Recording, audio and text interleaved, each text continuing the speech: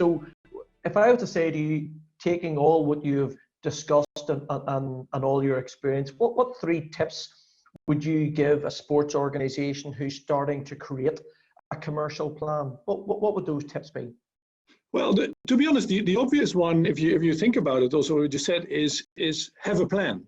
Yeah. I mean, and that sounds very banal, very obvious, but a lot of us we move on and we do things because we always did it, and so on. And again, this a bit maybe of the American saying is like, winners have a plan, losers have an excuse. That's maybe a bit too techy for some of us, but a plan is important. You can still change a plan, you can deviate from a plan, but to have a plan and to make sure that it is a simple and understandable plan, and that the people in the ecosystem understand there is something happening with the World Cup, and there is a plan to accelerate basketball, and to have that. To have a plan is number one, I would say. Number two, also maybe obvious, but along the way, more and more in today's world is know your potential partners, know your clients, know what they are looking for. Yeah. And don't come with standard packages.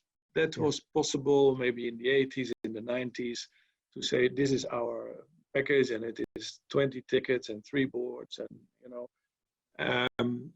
that on the sponsorship side especially doesn't work anymore.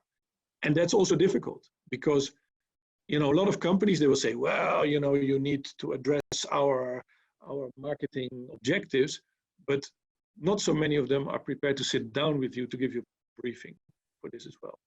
So some of them are a little bit contradictory, but I would say number 2 is listen to the clients, provide what they are looking for. Don't come with the same proposal to Tissot, then going to MasterCard or going to Coca-Cola, and I think that has developed as well. I mean, you ask for 3. I would say the third also is after you have a plan, you really need to be focused on that plan and be persistent, and don't give up on the first moment that you get a no. And especially in sales, I would say sales is always the petrol in the engine, or how you want to call it. Without sales, you have no partners. Without sales, you have no revenues. Without sales, you have no activation. Sales is a bloody tough job. As we know, you need to have a thick skin. You need to, to be ready to go back, and you need to start from scratch, go through the process, and in the end, be able to close. And being able to do all of that